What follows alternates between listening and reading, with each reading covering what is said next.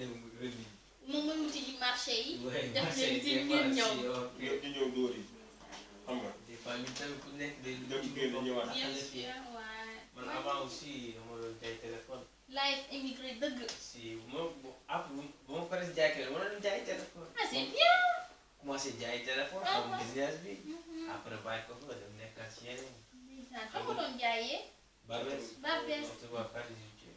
C'était pas compliqué pour toi. non ça va. te jaay moo tax ñu xamante. ah bon.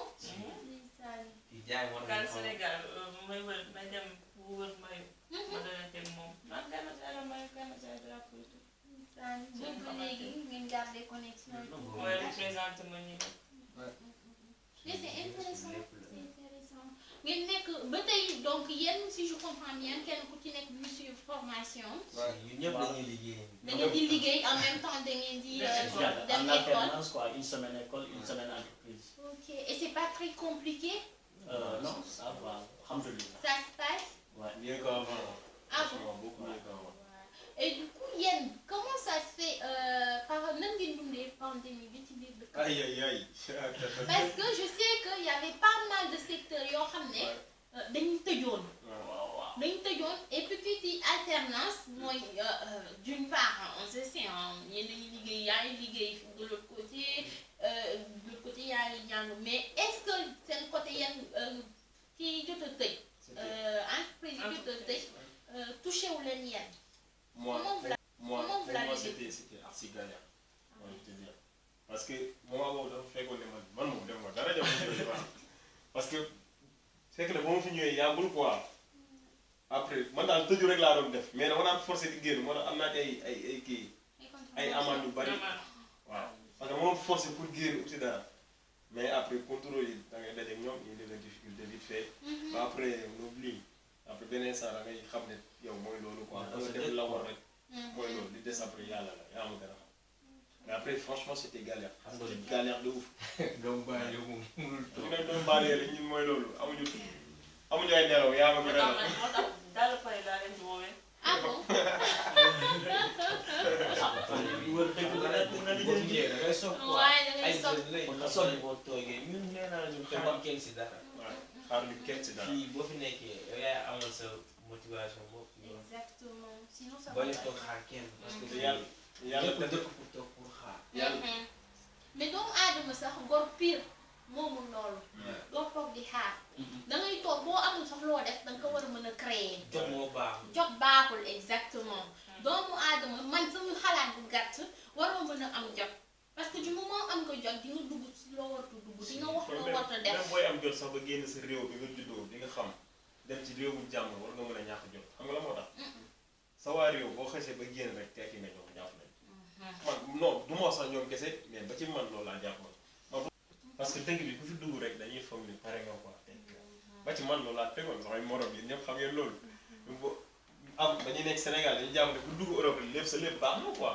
te wu nekk da ngay ñëw fii gis man moo la fekk man ba ma yeggee Belgique teg ci mbedd bi fekk naa ko fa toog di ma ñaan wax naa la ko yow di ma ñaan xaalis ma naan waaw kii nu mu mën a nekkee man na lay mën a yegsee gars yi daan Europe affaire yi noonu quoi kii di ma ñaan xaalis. affaire bi jëlee la kaw jëli ma kaw quoi ma ne man ban dëkk laa nekk mais après du ma la 2-3 jours comme ça dama doon galéré de ouf parce que dama doon sama xel yi réew ma la nekkoon ñi bi waat toog sama wetu yaay te sama wetu papa. après dama ne non góor yàlla laa foog nga dem. xam nga amul ragal quoi nekk lu foofu moom waaw affaire yooyu noonu mais après ñu nekk ci rek ba tey ñoo ngi ci bàyyeeguñu amaguñu nag mais ñoo ngi góorgóorlu pour am. mais yow bi nga gisee waa jooju mu di la tàllal loxo di la ñaan man lan moo newoon sa première ressenti. 250 laa yoroon sama poos. xaalis Sénégal parce que Sénégal laa jógee pour ñëw. 250 yooyu dama ko tàllal moom xàmmeewul xaalis bi après mu ne ma nii quoi. man au moins ma jox ko noonu mu dem jël na ko xaw ma nu mu mujjee moom mais après lu triste la woon ci man quoi. def ko sànni xaw ma da ko sànni xaw ma mais 250 dama xalaat ne man lii mën ma ko utiliser fii. ma si yàgg ma ne xaaral ma jox ko ma jox ko pour moom dina am solution comme fekk naa ko fi fekk na am na xam-xam wala dara mais à la fin je sais pas comment il a.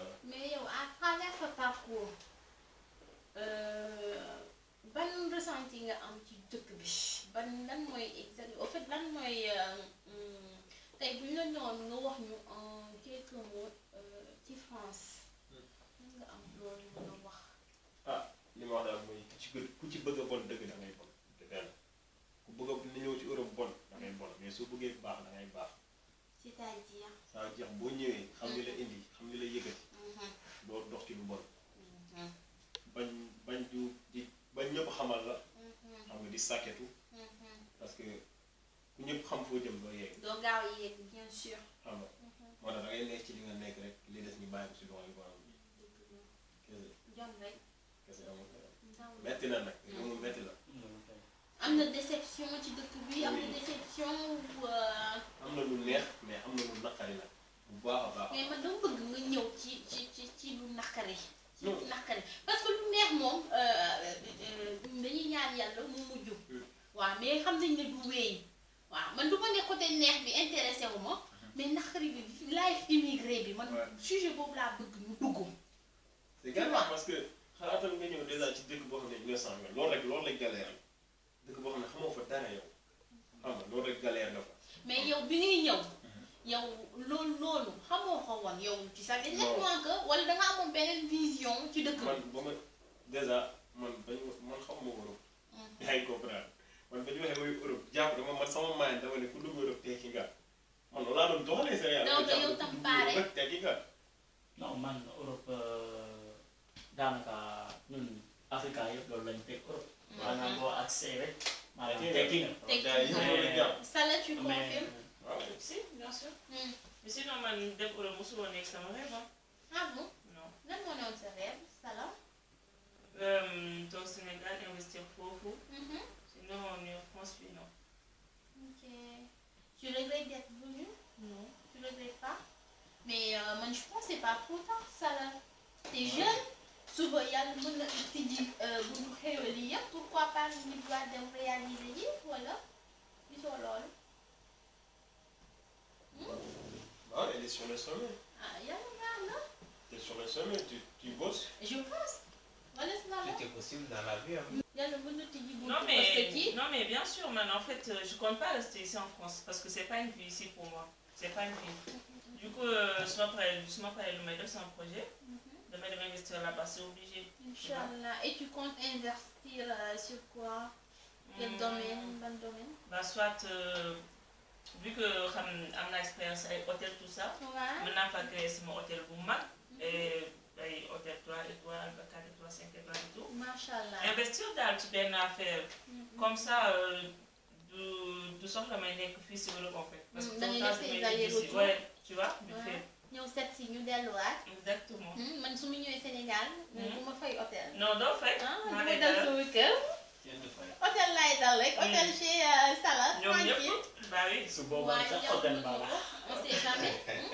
ah yow Daouda yow fàttewu ma la de.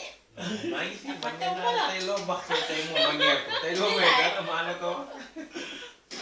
parce que fii lu fi nekk dëkk bi lu fi nekk dañ ko war a wax quoi. parce exactement. que ñu bëri xamuñu.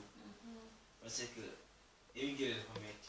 imaginer ngay liggéey journée bi da ngay commencé 8h ba 19h am yoo xam ne amoo fi da ngay ñibbi tëdd lekk julli tëdd nelaw ñeeri. ñu bëri nag duñu comprendre parce que fii pour nga am 1 euro balaa nga xam lu méttee métti la. mais ñu bëri nag duñu xalaatee noonu. moo tax man may wax ñi nga xam ne suñu mbokki ne Sénégal ñuy mën a comprendre des fois. ci message yi wala appel yi parce que nekkul tout le temps ñu dañuy ñu bëri dañoo foog da ngay kii dem na. am na solo de. faalewul kenn liggéeyul kenn du ñuy appel yi te changé wu ñu de. changé wu ñu changé parce que ñu ñuy sonn yéen a tax. te Sénégal ku fa def yow bàyyi loxo yi ne ñu ne mi ngi nii lii la fa nekkee. daw yax des mu am solo barki ñu yàlla. bëri ñu bëri duñu xam duñu comprendre. des fois da ngay toog fii sa yaay wala kenn say ne dama soxla temps. te amoo ko mu ne dama ko soxla dama nga def lu ne pour nit mais nooy def da ngay mujj obligé dugg rente mais ñu bëri nag dañoo war a jàppale comprendre ni quoi. loolu rek moo ci ëpp solo. dama yaakaar ñun ñoo leen war a gën a mën a comprendre. si du moment wu ñoom ñëwuñu ñun ñoo fi ne. ñoo gis yor suñuy bët gis dëkk bi muy doxee. c'est pas évident mais li mu wax am na solo. lu mu am na solo trop parce que c'est pas on a changé du question dañ dem Europe tekki rek du coup ku ñu message yu ñu Fii du compte dara. mu wax fii du dara dëkk doomu la. fii ñëw bi sax taxaw nga teggi de. non surtout nag moo fi am. kese fii Modou Modou ñu bëri ay mbrokto la ñuy reere ay fonde yu kenn xamul. ñenn ñu gën a nekk à yéen l'aise. ñu gën a nekk Les yéen fois, da ngeen ça, lekk les watch du nez, Bah ouais, tu bois de l'eau et puis voilà, tu vas te coucher. lekk benn banana ngay def wala benn daanum tëdd na. Tout le monde a beaucoup de fruits, moi. Exactement. raisin moom dama ko bëgg. c'est ma vie. Exactement, exactement. Mais ba tey rek dañuy dellu si waat man dama bëggoon kenn ku ci nekk souligner ma ay quelques difficultés yu mu rencontré fii en Europe parce que du ñàkk man am naa samay difficultés. difficulté yi par exemple nit day ñëw ñu wala nag dama bëgg a nekk sa kër nga jël ko héberger ko di ko dundal te loolu moom daf ñoo war sa loolu sax du dara mais après à la fin doo ca la neex parce que des fois da ngay jàppale ko ci biir mu war la saaj sa xaalis Ni laay. si bëri na fii Ouais. fi Paris fii léppam fii waaw bu fi jeex Mati. bilaay wallaay lu nekk fii loolu noonu yow ma la ko wax sax mais fii façon cas bu ne am na fi du fi jeex cas yi moom du fi jeex man moo tax gars yi di méfier moo wu. tax ñu bëri léegi ñu wax ne di dafa changé wala parce que nit ci boppam moo naqaree xam imaginer kii nga xamante moom ay at moom mi ngi daaj paakaam di daas man xamul xam na sama lépp xam na sama dugg samay génn des fois damay am ay problème sama caabi sa dama koy jox mais bu demee ba kooku yow di la mujjee yow di la nax di lekk sa xaalis wala di sàcc say affaire yoo xam ne n'importe Ouais, quoi c'est ouf. jaru ko quoi te fii nii Ouais. jaru ko fii di ñun dëkkuñu fi tôt ou tard ñaan nañ yàlla am nañu am dem ñibbi parce que fii nii amul vie Sénégal da ngay yëg heure bu la neex fii lépp da nga koy calculer heure train yeeg bus yeeg dugg na fi doo daw gannaaw train doo daw gannaaw car rapide gannaaw tata ah non on connaissait pas ça par contre fii tout est calculé telle heure bus bi du la xaar train ba du la xaar franchement on vit pas hein.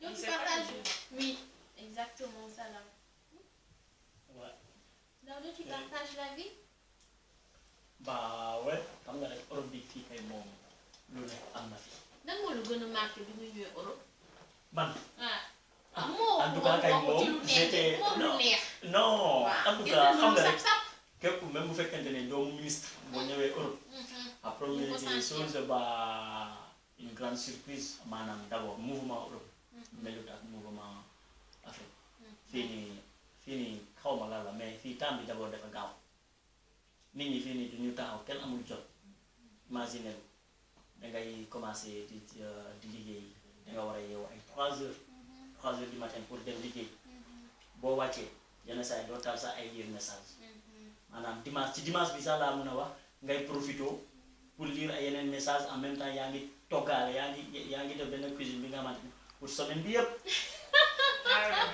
si pour semaine bi yëpp maa ngi laaj une semaine maa ngi moom mu bari maa ngi lay toog une semaine ma toog yaa sax une semaine. déedéet kay ay célibataire laa gis nga mais foofu loolu noonu même bu fekkente ne marié nga sax sa soxna day liggéey yow da ngay liggéey doo leen am jot obligé ci biir semaine bi 3 ou bien maanaam ci 4 premiers jours yi obligé da ngeen di lekk maanaam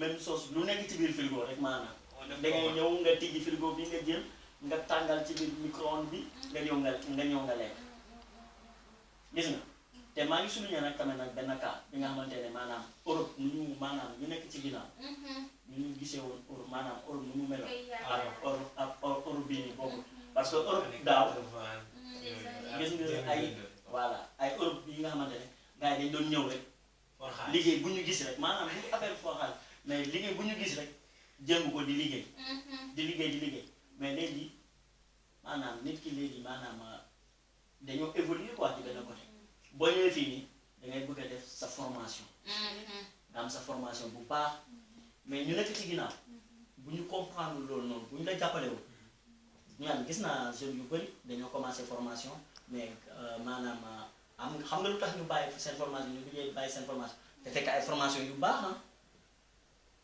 dañoo mujjee bàyyi seen formation yi parce que am na ñu nekk ci ginnaaw di woote rek chaque fois ta dañoo soxla li dañoo soxla li boo leen waxee dangay jàng dañ lay naan yow dangaa nekk yow nga jàng Sénégal nga dem ba Europe ngay naan dangay continuer di jàng demal liggéey alors que xamuñu fii nii affaire bi nu mu demee mais yow dangay jéem voilà dangay jéem a naxante ak ñoom ba nga par li ngay def sa formation parce que fii nii bien vrai que ñëw rek nga am sa liggéey maanaam nga commencé di liggéey am na solo parce que liggéey moo ñu fi indi mais léegi aduna bi léegi mu ngi dox ci li nga xamante ne foog nga am beneen expérience bi ndax amul na maanaam ci li ngay def maanaam booy dem ci benn entreprise di liggéey maanaam kenn du la yàpp quoi sa diplôme nga fa indi sa salaire day gën a baax dañ lay gën a respecté dangay gën a di am say droit xam nga doo maanaam ñu ci nekk ci ginnaaw nañu jàppale rek may jeune ñu fi nekk ñu bëgg a def seen formation continuer seen formation dañu voilà de patience quoi Ouais, parce que 2 ans fii du dara comme 2 mois Bah oui, c'est vrai. fii C'est bëri vrai. na dañoo jàpp ni fii mu nga fay def 10 ans te doo ko xam nga ne man barkaat démb laa fi ñëw Là, fini.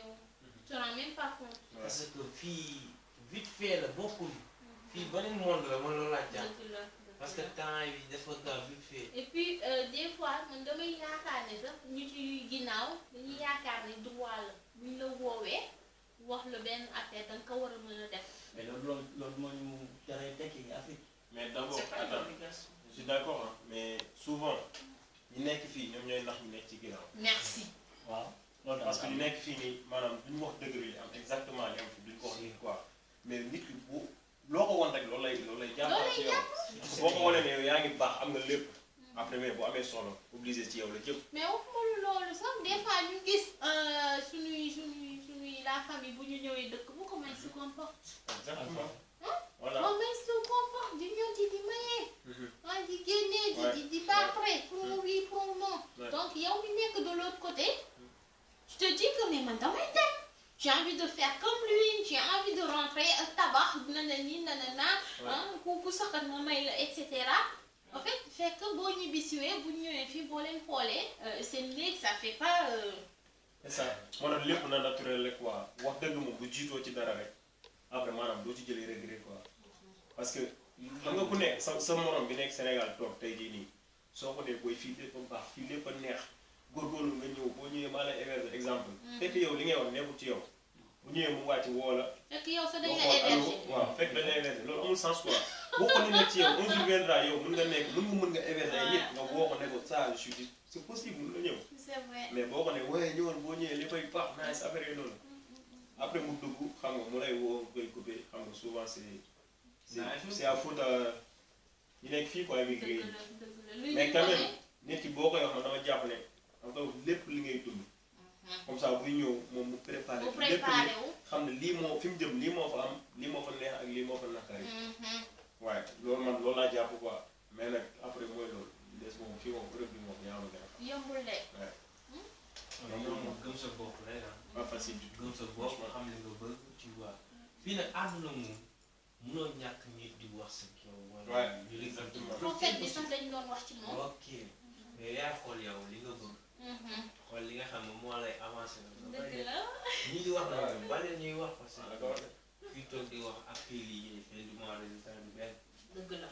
dana ñëpp jugé nangul ñëpp jugé la garaawul mais l'essentiel yow xamal li ne ci yow nga koy def bañ sa objectif bañ ñi lay fi ñu lay séntu ñoom ñu fekk la fa quoi bu ñu la fa fekk boo ñëw nga liggéey tant que amoon nag objectif moom ne ko ci jaar moom loolu laa jàpp parce que nit ki buy dund dafa am vision xam lu mu bëgg say kat fii laa nekk 2022 2023 après lii ak lii lépp da nga koy calculer parce que yàlla laa jox xel pour ngay xalaat Franchement, man, je suis émue, hein. Je vous écoute là, j'ai fermé les mots parce xam nga que tey je jii me dis c'est des jeunes, mais conscients, ils sont conscients, c'est des jeunes ils sont ambitieux. Hein? Ils pouvaient juste nekk top ci lu leen neex, tu vois, mais defuñu loolu. Franchement, c'est intéressant. non C'est intéressant. parce que dañ ne cas bi fii pour mag yi la mais non c'est faux tubaab fi xale yi fii moom la soxla fii pour xam nga li fi nekk daw daxanteeg métro ku Exactement. am 60 ans wala 50 ans Mënu ko def. kon man damay wax pas yi nga xam ne ñoo nekk pas Allemagne sax nekk Sénégal fii de seen ay juma dañuy julli ajuma fi am na lépp am na ay daayira lépp am na fi waaw ñun dañuy dem cant ñun dañuy dem cant dañuy dem waaw màggal yi dañuy dem siyaar comme bu Sénégal ngeen di demati màggal da ngeen koy yóbbu de. màggal sax dañ koy def non. màggal Touba dañ koy def si fii amul xaaj màggal gàmmu la fii lépp ñun ñëpp ay Sénégal lañ.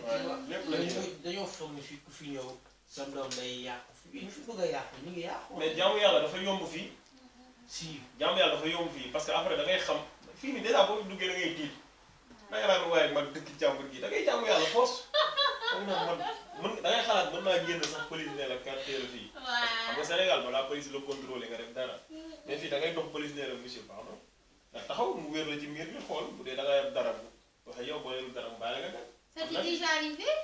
maag ma benn ñoo àndoon. des fois. ci gaar yi. maag moom mii ànd nañ du benn bi ñaar ñu def ñu ko policier gaare bi nii. Première xalaatal ñu fois. liggéey wàcc war a ñibbi policier yi gaare ñu gaare ñu ko suñu train gaar yi. ñu ngi jëli suñu train dafa dem bàyyi ñu ko policier téye ñu ko ndax lan dara dox nii rek comme waaw. ça. ñu gaare ñu. waaw chaque fois man bi ma déggoon ci Argentine mbaa am na benn lii nii benn dame bi ma fa amoon kooku def ma mujjee wutal lii nii avocat personnel waaw parce que man garde Argentine dama doon ñëw pour valider fa amoon naa sama nabi goon valider jàll gars yi téema même sama buntu kër ah mooy bi ma logé woon Waaw. gars yi man damaa ñëw gis leen ba pare dugg ci biir ñoom ñu toog jàmm ñoom droit dugg ci biir ñu topp ma ba ci biir gars yi génnee ñu ne ma monsieur contrôle man leen contrôle ñu ne ma wax te dañ lay tooñ ah après dañ leen di jox sa papier maanaam papier yi ñu bëgg a def jël ñi sa papier mais ñu fexe sa papier bi daanu quoi après ñu ne la toog jël lii nii jël ko.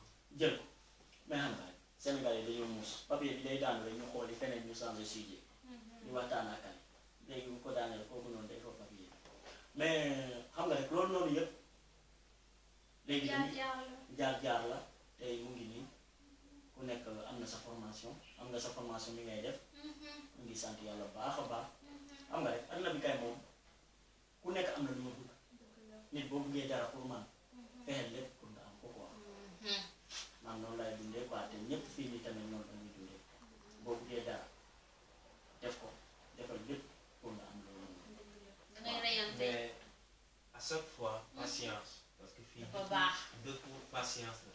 nga xam nga lu fi nekk fii chaque jour ak ay rendez-vous du jeex. mission locale fii tey fii du jeex mais patience quoi parce que fii dara xëy lekk so. mais man ba tey dama di ne gàcce ngaa la am parce que ni ngeen koy nee rek fii ku fi bëgg a bon da ngay bon mais gëm sa bopp man gëm seen bopp ni ngeen gëmee seen bopp man damaa neex parce que su ngeen nekk ay xale yu ndaw mu neexoon leen tey ngeen ni ko gars yi di defee rek takkal jabar wala fexeel noo amee dañuy wax woppi fexeel noo amee doom nga xam nga mu ay mooy yoon yu yomb yooyu noonu rek et cetera yéen a ma gën a xam mais doxu leen ci loolu da ngeen di rayante jug 4 heures du matin mu wóor la ne damay jug damay génn mais xaw ma lu may daj ci biti nga jug solu nga dem franchement man dama leen naw je vous respecte hein. Franchement je vous respecte et ba tey duñu taay duñu damm man dama ne après tout ça yéen a ngi suivre cette formation mais est-ce que vous avez eu la chance depuis quelque temps de retourner au pays? non moi pas encore. Pas encore? mais bu ma jotee sama kay jaar bu ñu ko. D'accord, donc tu prends encore le temps. Ouais.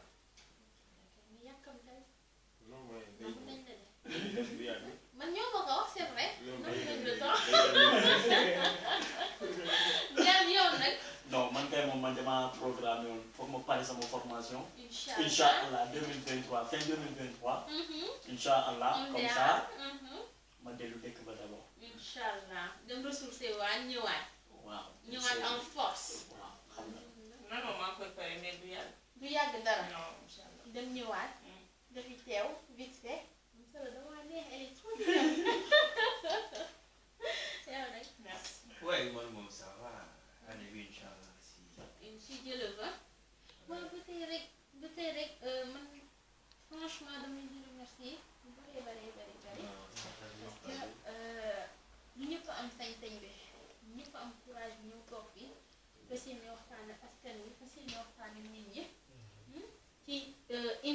l'immigration mais sujet bi dañ ciy ñëwaat. si dañ ciy ñëwaat. dañ ciy ñëwaat parce que il faut ñu gën a xuus. gën a xóotal parce que immigration lu si nekk kenn mënu koo wax. duñ fi pare. parce que fii man gis naa ma ñoo xam ne xaalis moo leen gën a lépp mais fii nga am say papier dana daax ko quoi man loolu laa jàpp. fii àdduna ñëpp bëgg xaalis mën naa wax ci gàttal mais fii boo fi nekkee xoolal li nga xam ne tey jii bu dara xew ni nga mën ñu fi seere toog parce que jàmm dafa neex. waxtaan jàmm xaalis ñaanatul mel mi dañ dëkku ci kii xool ay waaw ku nekk fi ngay jaar ba am kii est-ce que yomb na. mais dëkk yàlla nag moo koy joxe parce que fii am na fi nekk 10 ans amuñu kii c'est juste il faut se donner les moyens. waaye nit def ñu am na ñoo xamante ne dañoo nekk si dëkk bi ñoom dañoo ñu koy wax dañoo tayal parce que ñoom pour ñoom bu ñu demee bàyyi seen journée dem li jël seen kii dañuy perte seen journée benn 100 € buñ ci am wala benn 80 € parce que man avant da nga doon def travail noir da ngay liggéey ñu lay fay journée sans dépense 70 €, 80 €, sans dépense ci sans dépense ci liggéey bi am na ñoo xam ne nag ñoom ñu bañ a ñàkk seen 70 € yooyu moo leen gënal foofu ñu dem li jël seen papier. Tu partages la vie d'Aouda. Ouais, am na ñoo xamante ne xam nga rek nit ki boo tamee xaalis dafa neex de boo tam non man kay moom man dama bëgg a xaalis de pël laa dama bëgg a xaalis bu bëri sax voilà mais xam nga rek lu nekk maanaam am na nu ñu koy wutee quoi maanaam même bu fekkente ne bëgg nga xaalis mais doo bëgg a yem ci 100 francs kese. da ngay rëy bët. voilà da ngay nekk gourmand te xaalis dafa bëgg ko nekk gourmand. exactement. voilà man kay moom li may wax sama gars yi fii nañu fas jom rek ñu xam ne kay moom xam nga léegi man li may wax rek ñun ay jeunes lañ. dëgg la am na lu ñu bëgg lu ñëw fii nii rek maanaam ñëw nañ fii nii pour am liggéey rek engagé wu ci liggéey bi kese yow nit ki am na liggéey bi nga bëgg. il faut nga am say projet. voilà am na liggéey bi nga bëgg bi nga xamante ne boobu noonu maanaam man dama téye liggéey du pour am xaalis rek mais yaa ngi def liggéey bi def la neex su boobaa danga koy def ni mu gën a rafetee quoi dañ ci kontaan kon danga koy def bu baax a baax mais ci liggéey boobu noonu mun nga ci ubbi fii sa entreprise ci biir France fii mun nga ko tamit ubbi maanaam fu la neex quoi fu la neex en même temps yaa man am na tamit benn carte bi may suñu waaw man daf may neex. waaw mais boobu noonu kon ko sénégalais la waaw dañ koy joxe maanaam ci exemple sénégalais yi waaw nañu fexe nag ñun tamit ñu am fii ni suñuy entreprise waxuñu nag amuñu fii suñuy entreprise mais boo xoolee fii nii entreprise yu gën a mag yi maanaam bu ñu waxee exemple ma jox la boulangerie yu gën a mag yi naar yi ñoo ko moom benn nit ku ñuul moomu ko fi dafa mel ni ñun bokkuñu ci concurrence mondiale te ñun yëpp ay immigré lañ naar yi tamit arab yi tamit ay immigré lañ. waaye mais il s'impose. ouais ils sont en train de adduna bi même bu fekkente ne Europe la Afrique la mais adduna ci adduna lañ nekk mën nga créer sa société fu la nekk am nga ay droit de l'homme am na te arab yi bokk ëpp luñu fi dara nga foog ne tey noir yu bëri bu ñu fi amoon seen i entreprise en tant que immigré doo gis sa beneen bokk immigré mu ngi torox dëgg la te ñun waxuma la arab yi dañoo union mais ñun man ci li ma bëgg man ci li ma foog ñun ñu ñuul nii ñoo gën a union ci àdduna bi dëgg la ñoo gën a union ci àdduna bi mais ñun xamuñu naka la ñuy defee union boobu noonu maanaam am na lu ñu manqué quoi li ma bëgg maanaam ñun tamit ñu am fii ni suñuy entreprise exactement du affaire que am nga rek ngay naan da ngay yóbbu lépp Sénégal wala da ngay dem rek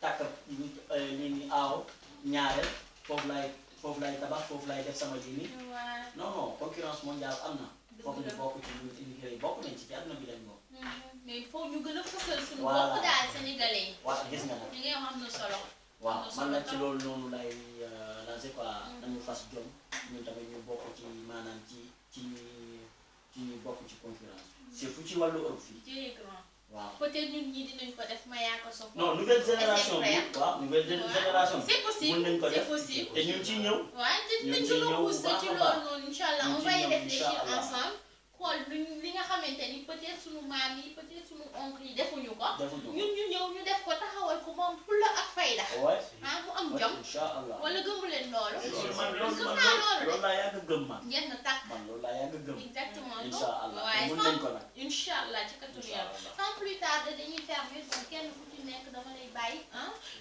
nga wax ma sa dernier mot nga lancé ma benn message pour lancer surtout suba lënd la sax. Exactement. kenn amul temps yaa ma gën a xam. donc la ñu ñëw ñu bàyyi la di la rek sant rek d'abord xam nga sa geste bi nice na comme ni nga ko waxee. merci yow da nga jug pour social. yàlla la ci yàlla mu yeggali. amiin may la ndam ci li nga bëgg quoi. amiin parce que fan yëpp maa ngi dégg ñuy wax say wax ñëpp a ngi rafetlu li ngay def yaa ngi ñëw Paris di jàppale immigré yi pour gën a yokk seen i kii quoi. mais yàlla baax na yàlla jàppale. ñun nag ñoo ngi sant ñëpp. waaw di bëggee ñëpp ku ñuy seetaan di leen wax ne nag waxuñu pour kenn bañ a ñëw mais waxuñu it pour kenn gis ci boppam quoi dañuy wax pour ñëpp rek xam ne loolu moo fi am réalité la quoi. exactement c'est une réalité ku fi war a ñëw yàlla ko suñu borom indi si jàmm ak salaam. amiin amiin waaw ku fi nekk it bëgg a dem yàlla ko yàlla jàppale. xam nga yàlla def ñëpp xéwal may ñëpp jàmm quoi kenn bañ a torox kenn bañ a sonn. amiin amiin jaayeen jëf. Salah nee na nga am loo ñu bëgg a wax tuuti sa dernier mot Momo sa dernier mot ñu déglu la. waaw man moom dama lay sant la gërëm. merci. di nga wax ne li nga jublu nii li nga bëgg yaa ko xam. amiin. waaw yàlla si yàlla jàppale en plus bul déglu bul geesu bul sóoraale. ah merci beaucoup c'est lépp dina baax gentil. quoi affaire yi Inch'Allah. moom métti na mais dañ koy muñ rek. tu vois. en fait aussi maa ngi remercier ñëpp tout le monde. merci. ñëpp ñi seetaan je sais pas tu vois maa ngi bëgg ñëpp. non dafa neex. baal yéen nii cat ba cat jàmm gën. waaw doomu baal yooyu jar na ci yéen. waaw Medina aussi tu vois. waaw gars yi Colobane bàyyi ba ñëpp tu vois. di leen wax ni waaw affaire yi nii la saa su ne waxtaan soo tëddee idée waxuñu pour kenn quoi waxuñu aussi pour ñun àdduna du dara. àdduna bi du dara. di leen wax chaque jour ñu fonk waxtu juróom yi. waaw c'est l'essentiel. Machallah. Tu vois parce que ñoo ngi fii ñu ngi ci dëkk jàmm c'est vrai mais aussi loolu c'est important. fàtte si sol bi waaw sol yooyu yëpp après benn temps nii rek mais lu jot. yaa ngi gën a xam nañ koy gérer. Daouda. non man kay moom waaw maa ngi jaajëfal gars yi suma gars yi ak yow tamit yow kay moom borom baax nga macha allah waaw loolu mais man kay moom li may ñaan yàlla ñu gudd fan amiin wér gu yaram amiin ak ñu am alal ju bëri nag xaalis xaalis bu bëri amiin xaalis bu bëri waaw oublie pas Momo Ndiaye fàtte Momo Ndiaye non Momo moo nekk xam ko. exactement Momo Ndiaye waaw téer bu mag nag téer bu mag nekk ci bari. mu création.